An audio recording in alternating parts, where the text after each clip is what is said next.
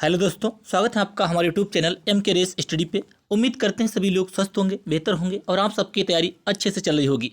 आज हम लोग डिस्कस करेंगे RPF constable and SI GK GS top 50 questions और हम लोग 5/1/2019 शिफ्ट थर्ड में पूछे गए क्वेश्चन को डिस्कस करेंगे। सारे क्वेश्चन प्रीवियस एग्जाम में पूछे गए हैं, इंपॉर्टेंट है। और हम लोग youth competition times RRB, RPF and RPSF इस बुक का सोल्यूशन कंप्लीट कर रहे हैं। तो शुरू करें दोस्तों आज की क्लास। आरआरबी रेलवे सुरक्षा बल आरपीएफ परीक्षा 2019 उप निरीक्षक SI, exam date 5/1/2019 shift third. आज का पहला क्वेश्चन ए रहा स्क्रीन पे। क्वेश्चन नंबर 1, संसद के किसी सत्र के सत्रावसान और अगले सत्र के आरंभ के बीच का समयांतराल कहलाता है। संसद के किसी सत्र के सत्रावसान और अगले सत्र के आरंभ के बीच का समयांतराल क्या कहलाता है? स्थगन, सदन भंग होना, अनिश्चितकालीन स्थगन, विश्रांत। उसे क्या कहते हैं? उसे कहते हैं विश्रांत। ऑप्शन डी करेक्ट हो जाएगा। ठीक है, संसद का उल्लेख किसमें है? आपको ध्यान रखना है सरला, आर्टिकल 79, 80, 81। संसद के लिए आर्टिकल 79, राज्यसभा के लिए आर्टिकल 80 और लोकसभा के लिए 81। ये आपको ध्यान रखना है। अगला क्वेश्चन नंबर 2, संयुक्त राज्य अमेरिका और यूरोप के बाहर ओलंपिक खेल पहली बार किस स्थान पर हुए? संयुक्त राज्य अमेरिका और यूरोप के बाहर ओलंपिक खेल पहली बार किस स्थान पर हुए थे? Tokyo, Melbourne, Canberra, Rio. किस स्थान पर हुए थे? Option B Melbourne. अगला क्वेश्चन नंबर 3, भारत की जनगणना कितने वर्षों के अंतराल पर की जाती है? 20, 10, 5, 15, कितने? 10 वर्षों के। 10 वर्ष के अंतराल पर जनगणना की जाती है। इसकी शुरुआत 1872 में हुई थी। किसने की थी? लॉर्ड मेयो ने जनगणना की शुरुआत की थी। ठीक है, भारत की पहली नियमित जनगणना 1881 में लॉर्ड रिपन के शासनकाल में इसकी शुरुआत हुई थी, जिसे दशकीय आधार यानी कि 10 वर्ष में जनगणना की शुरुआत की गई थी। 10 वर्ष बाद जनगणना की जाएगी। इसकी शुरुआत 1881 से की गई थी। 2011 की जो जनगणना हुई थी, 2011 की जनगणना जो थी, भारत की 15वीं जनगणना थी। कैसी? भारत की 15वें नंबर की थी, 15वीं थी। ठीक है, और स्वतंत्र भारत की 7वीं थी। ये आपको पॉइंट ध्यान रखना है। अगला क्वेश्चन नंबर 4, दूसरा सबसे बड़ा प्राणी संघ कौन सा है? दूसरा सबसे बड़ा प्राणी संघ कौन सा है? Mollusca, arthropoda, Aschelminthes, Annelida. इनमें से कौन सा करेक्ट होगा? दूसरा सबसे बड़ा कौन सा है? मोलस्का। सबसे बड़ा है आर्थ्रोपोडा, दूसरा है मोलस्का। ऑप्शन ए करेक्ट हो जाएगा। दूसरा सबसे बड़ा कौन सा है? मोलस्का है। इस संघ में क्या होता है? इस संघ में जीव जो होते हैं, जीव में होते हैं सिर होता है, अंतरांग तक पैर पाए जाते हैं। ये आपको ध्यान रखना है। सबसे बड़ा क्या है? सबसे बड़ा है प्राणी संघ आर्थ्रोपोडा। अगला क्वेश्चन इसका हो जाएगा ऑप्शन ए। अगर पूछा सबसे बड़ा तो आर्थ्रोपोडा, सबसे बड़ा है आर्थ्रोपोडा। नेक्स्ट क्वेश्चन, लोकसभा अध्यक्ष, स्पीकर और उपसभापति, डिप्टी स्पीकर के पदों का सृजन किस वर्ष हुआ था? इनके जो पद हुए थे, इनकी शुरुआत कब से हुई थी? 1921 से। ऑप्शन डी करेक्ट हो जाएगा। अगला क्वेश्चन नंबर 6, फीफा द्वारा विश्व फुटबॉल चैंपियनशिप का आयोजन पहली बार कहाँ किया गया? पहली बार आयोजन इनमें से कहाँ पे किया गया फीफा द्वारा? मोंटेवीडियो। कहाँ पे? मोंटेवीडियो। अगला क्वेश्चन नंबर 7, नाइट्राइल और एस्टर के अपचयन द्वारा एल्डिहाइड उत्पादन किस अभिक्रिया द्वारा किया जाता है? एल्डिहाइड का फॉर्मूला होता है CH3CHO। ठीक है, एस्टर क्या होता है? एस्टर में ROOR ये ग्रुप कार्बोक्सिल ग्रुप लगा होता है। ठीक है, ये वाला ग्रुप लगा होता है। नाइट्राइल और एस्टर के अपचयन द्वारा एल्डिहाइड उत्पादन किस अभिक्रिया द्वारा किया जाता है? आइक्लेशन अभिक्रिया, इटार्ड अभिक्रिया, रोजनमुंड अपचयन, स्टीफन अभिक्रिया। इनमें से कौन सा करेक्ट हो जाएगा? ऑप्शन डी स्टीफन अभिक्रिया के द्वारा। किस तरह? स्टीफन अभिक्रिया के द्वारा। अगला question number 8, general anti avoidance rules गार, जनरल एंटी अवॉइडेंस रूल्स का प्रस्ताव पहली बार पारित किया गया। पहली बार कहाँ पे पारित किया गया? प्रत्यक्ष कर code 2010, general anti avoidance rule गार का प्रस्ताव पहली बार पारित किया गया प्रत्यक्ष कर कोड 2010 द्वारा, इसके द्वारा पारित किया गया था। ठीक है, इसके द्वारा पारित किया गया था। ऑप्शन ए करेक्ट हो जाएगा। Next question, question number 9। Rajya Sabha में राज्यों और केंद्र शासित प्रदेशों में सीटों का आवंटन किस अनुसूची के अंतर्गत आता है? सीटों का तीसरी में क्या होता है? तीसरी में होता है शपथ, दूसरी में क्या है? वेतन और भत्ते,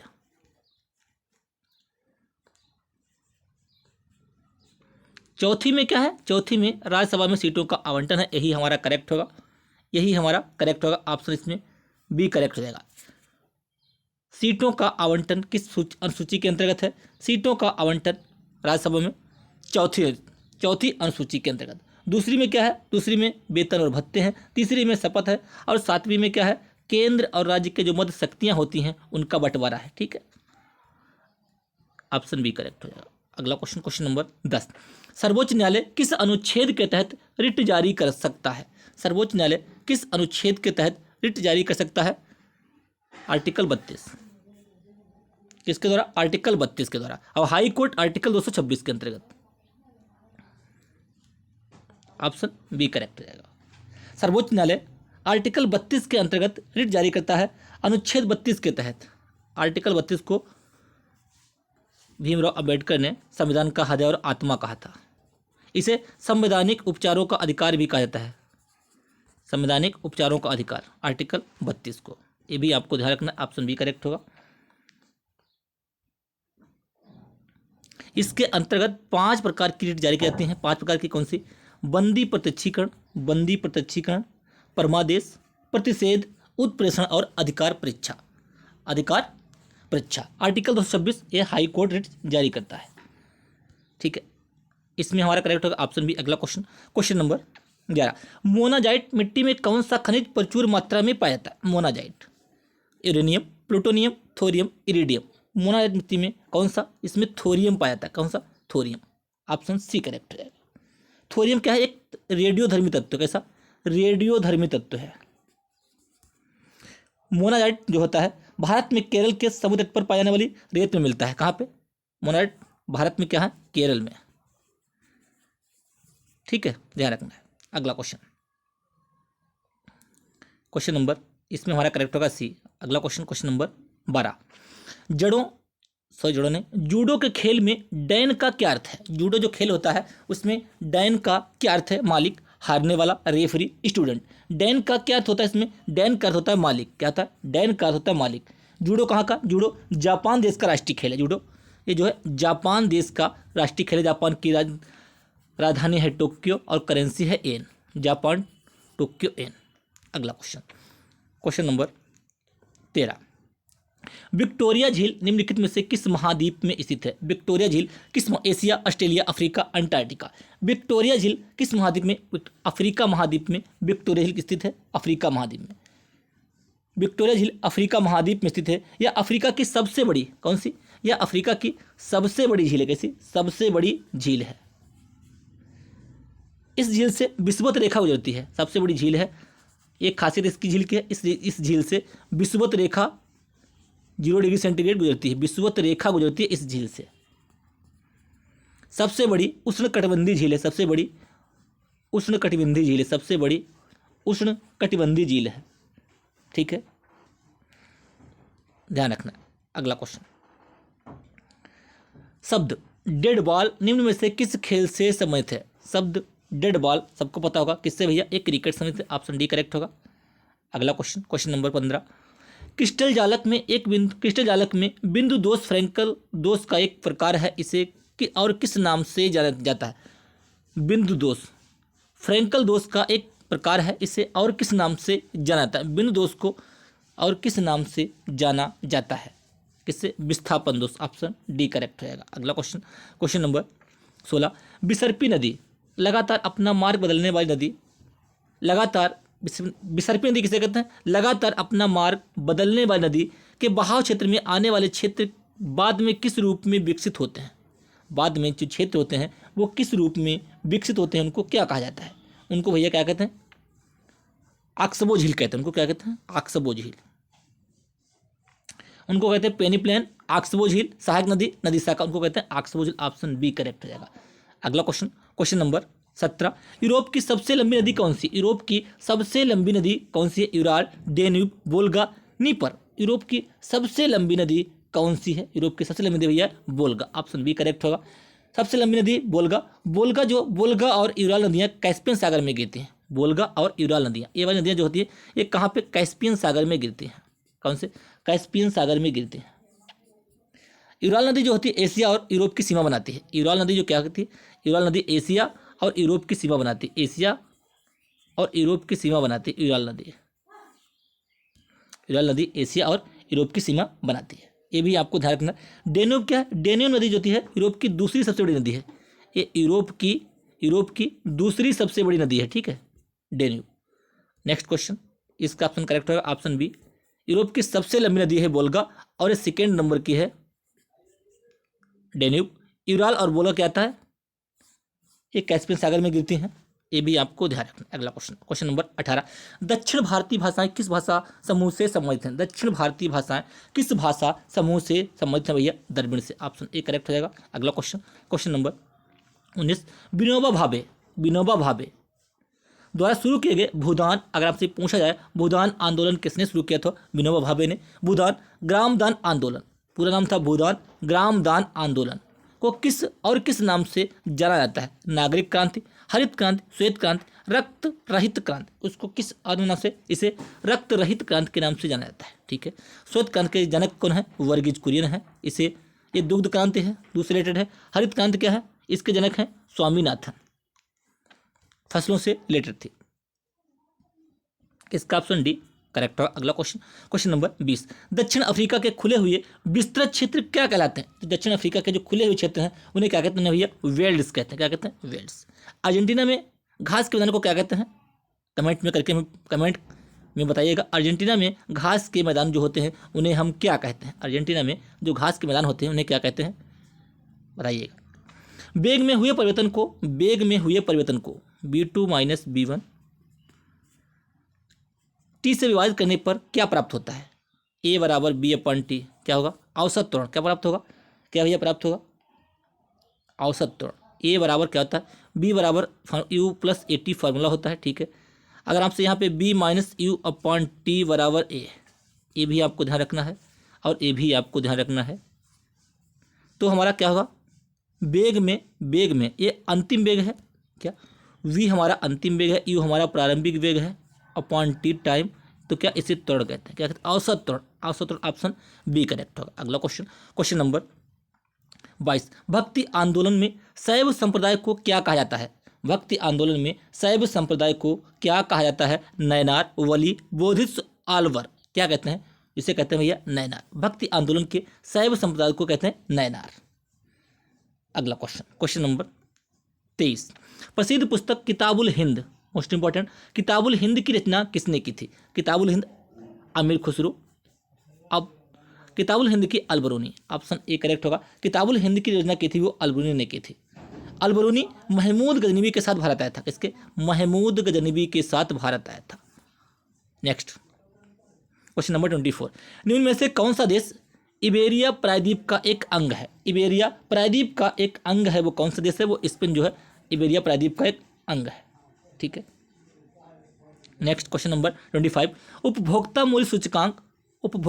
मूल्य सूचकांक किसके द्वारा जारी किया जाता है? उपभोक्ता मूल्य सूचकांक किसके द्वारा? केंद्रीय सांख्यिकी कार्यालय के द्वारा जारी किया जाता है।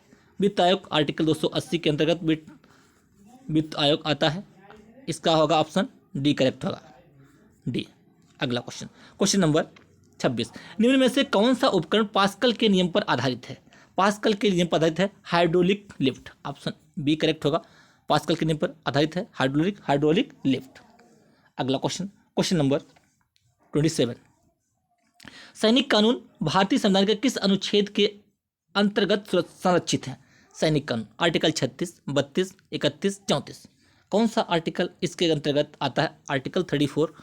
सैनिक कानून जो है आर्टिकल 34 के अंतर्गत भारतीय संविधान के किस अनुच्छेद के अंतर्गत संरक्षित है?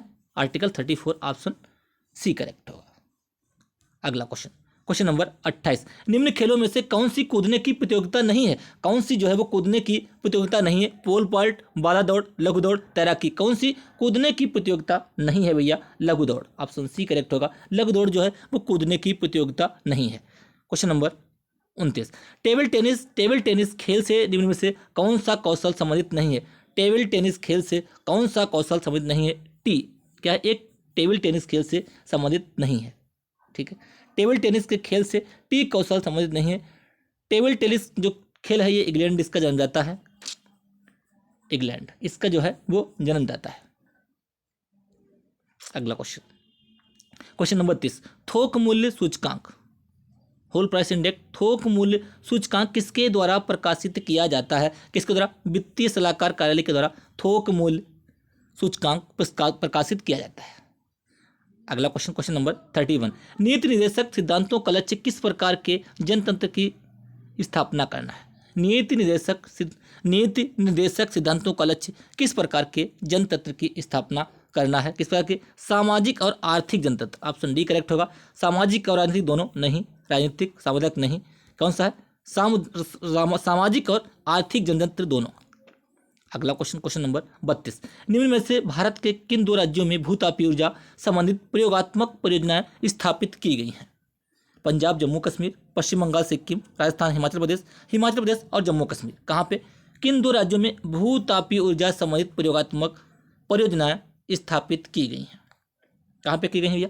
हिमाचल प्रदेश और जम्मू कश्मीर। अगला क्वेश्चन, क्वेश्चन नंबर 33, घोड़ों को दागने की प्रथा निम्न में से किसके द्वारा शुरू की गई थी? घोड़ों को दागने की प्रथा भैया अलाउद्दीन खिलजी ने चलाई थी। किसने? अलाउद्दीन खिलजी ने घोड़ों को दागने की प्रथा की शुरुआत की थी। अलाउद्दीन खिलजी ने। ठीक है, अलाउद्दीन खिलजी ने इसके अलावा नकद वेतन देने के भी इन्होंने यही चलाई थी नकद वेतन देने के अलाउद्दीन खिलजी ने। बाजार नियंत्रण प्रणाली भी अलाउद्दीन खिलजी ने ही इसकी शुरुआत की थी। अगला क्वेश्चन, क्वेश्चन नंबर 34, संशोधित कैथोड किरण ट्यूब में धनावेशित कण कहलाते हैं? Alpha, beta, gamma. Alpha positive होता है, बीटा निगेटिव होता है, गामा पर कोई आवेश नहीं होता है। ये भी आपको ध्यान रखना है। ठीक है, संशोधित कैथोड किरण ट्यूब में धनावेशित किरण कहलाती है। न्यूट्रॉन पर कोई आवेश नहीं होता है। कैनाल किरणें, पराबैंगनी किरण, एक्स किरणें क्या होता है? विद्युत चुंबकीय तरंग होती है। इस पर कोई भी आवेश नहीं होता। ये भी आवेशहीन होती है। ठीक है, तो ए और बी में से हमारा कौन सा करेक्ट होगा भैया? Canal Kiran. Option A correct होगा। संशोधित कैथोड किरण ट्यूब में धनावेशित कण कहलाते हैं canal Kiran. Option A correct होगा। अगला क्वेश्चन, इनको कैनाल किरण को भैया इसके अलावा क्या कहा जाता है? कैनाल किरण को भैया एनोड किरण भी कहते हैं। एनोड किरण भी कहा जाता है। अगला क्वेश्चन, क्वेश्चन नंबर 35, सिलसिला शब्द का संबंध किससे है? सिलसिला शब्द का संबंध किससे है? सूफी संप्रदाय, सिख संप्रदाय, शाही भक्त संप्रदाय। इनमें से कौन सा करेक्ट होगा? सिलसिला भैया सूफी संप्रदाय से संबंधित है। ठीक है, अगला क्वेश्चन, गोलाकार सेल के भीतर किसी कण पर लगने वाला गोलाकार सेल के भीतर यहाँ पे किसी कण पर लगने वाला गुरुत्वाकर्षण बल क्या कहलाता है? गुरुत्वाकर्षण बल यहाँ पे होता है। गोलाकार सेल के भीतर किसी कण पर लगने वाला गुरुत्वाकर्षण बल होता है शून्य, ऋणात्मक, 1, अनंत। इनमें से कौन सा करेक्ट होगा भैया? शून्य होता है। इसके अंदर शून्य होता है। अगला क्वेश्चन, क्वेश्चन नंबर 37, तने अथवा शाखाओं पर पत्तियों की व्यवस्था कहलाती है? तने अथवा शाखाओं पर पत्तियों की व्यवस्था क्या कहलाती है? क्या कहलाती है? ऑप्शन डी करेक्ट होगा। फाइलोटैक्सी कहलाती है। तने अथवा शाखाओं पर पत्तियों की व्यवस्था क्या कहलाती है? फाइलोटैक्सी कहलाती है। इसे कहते हैं फाइलोटैक्सी, यानी कि पर्ण विन्यास कहते हैं। क्या कहते हैं? पर्ण विन्यास कहलाती हैं, जिनमें केवल एक पौधे पर केवल एक पत्ती होती है। ऐसे पौधे होते हैं जिनमें केवल एक पौधे पर एक पत्ती होती है। ये भी आपको ध्यान रखना। अगला क्वेश्चन, क्वेश्चन नंबर 38, मद्रास और बॉम्बे का विकेंद्रीकरण किस अधिनियम के द्वारा किया गया था? मद्रास और बॉम्बे का विकेंद्रीकरण किस अधिनियम के द्वारा किया गया था? 1861 का अधिनियम, उसके द्वारा मद्रास और बॉम्बे का विकेंद्रीकरण किया गया था। अगला क्वेश्चन, क्वेश्चन नंबर 39, वित्तीय क्षेत्र विकास परिषद FSDS की स्थापना निम्न में से किसको प्रतिस्थापित करने के लिए हुई थी? किसको प्रतिस्थापित करने के लिए इसकी स्थापना की गई थी भैया? पूंजी बाजार और उच्च स्तरीय कमेटी को प्रस्तावित करने के लिए FSDS यानी कि वित्तीय क्षेत्र विकास परिषद की स्थापना की गई थी। अगला क्वेश्चन, क्वेश्चन नंबर 40, करदाताओं पर उनकी संवहनीयता के अनुसार लगने वाला प्रो पुअर गरीबों के हित में से प्रो पुअर को गरीबों के हित में कर कौन सा है? गरीबों के हित में कर कौन सा है? कौन सा भैया? प्रगतिशील कराधान। ऑप्शन सी करेक्ट होगा, प्रगतिशील कराधान। अगला क्वेश्चन, क्वेश्चन नंबर 41, निम्न में से किस त्योहार को रंगों का त्योहार कहता है? रंगों का त्योहार कौन सा होता है? सबको पता होगा भैया, रंगों का त्योहार होता है होली। अगला क्वेश्चन, क्वेश्चन नंबर 42, राष्ट्रीय महिला आयोग की स्थापना कब हुई थी? राष्ट्रीय महिला आयोग की 89, 93, 92, 91। राष्ट्रीय महिला आयोग की स्थापना कब हुई थी भैया? कब हुई थी? 1992 में राष्ट्रीय महिला आयोग की स्थापना हुई थी। ठीक है, अधिनियम इसका 1990 में गठित हुआ था। ठीक है, और 1992 में इसकी स्थापना हुई थी। क्वेश्चन नंबर 43, निम्न में से किस नृत्य शैली को पूरब की गाथा के रूप में जाना जाता है? पूरब की गाथा के रूप में किस नृत्य शैली को भैया? कथकली नृत्य को जो है पूरब की गाथा के रूप में जाता है। कथकली कहाँ का है? केरल का है। मोहिनीअट्टम कहाँ का है? केरल का है। कथक कहाँ का? यूपी का है। और कुचिपुड़ी कहाँ का? आंध्र प्रदेश का। ये भी आपको ध्यान रखना। अगला क्वेश्चन, क्वेश्चन नंबर 44, गोम्बेट्टा की पारंपरिक कठपुतलियों का संबंध किस राज्य से है? गोम्बेट्टा की जो पारंपरिक कठपुतलियों का संबंध कहाँ से है? ये भैया कहाँ से? कर्नाटक से। ऑप्शन डी करेक्ट होगा। अगला क्वेश्चन, क्वेश्चन नंबर 45, बाल श्रम रोकथाम अधिनियम संशोधित 2016 के अनुसार किस आयु वर्ग तक के बच्चों के लिए श्रम पूर्णता प्रतिबंधित है? कितने साल तक के बच्चों के लिए क्या है? उनसे कोई काम धाम ना लिया जाए। कितने साल तक बच्चों के लिए ये प्रतिबंधित है भैया? ऑप्शन ए 6 से 14 वर्ष। 14 वर्ष तक के बच्चों के लिए श्रम पूर्णता प्रतिबंधित है। अगला क्वेश्चन, क्वेश्चन नंबर 46, मानव शरीर में पाया जाने वाला कौन सा ऊतक सबसे कठोर और अस्थिमय ऊतक कहलाता है? सबसे कठोर और अस्थिमय ऊतक कौन सा कहलाता है? वो अस्थि होता है, हड्डियां। ठीक है, अगला क्वेश्चन, क्वेश्चन नंबर 47, द्वितीय पिछड़ी जाति आयोग की अध्यक्षता किसने की थी? द्वितीय पिछड़ी जाति आयोग की अध्यक्षता किसने की थी? भैया? बीपी मंडल ने की थी। अगला क्वेश्चन, क्वेश्चन नंबर 48, निम्न में से किस राज्य में स्थायी जंगल सर्वाधिक संख्या में है? स्थायी जंगल जो है यहाँ पे वो सर्वाधिक संख्या में कहाँ पे है? कहाँ पे भैया है? ये MP में, मध्य प्रदेश।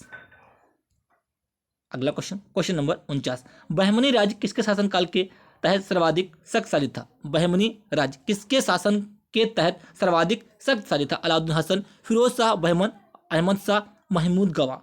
किसके शासनकाल के अंतर्गत जो था वो सर्वाधिक शक्तिशाली था? महमूद गवा। किसके? महमूद गवा।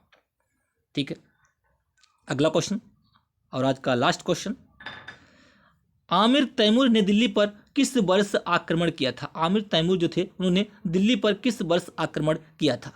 1396, 1395, 1397, 1398। किस वर्ष उन्होंने दिल्ली पर आक्रमण किया था?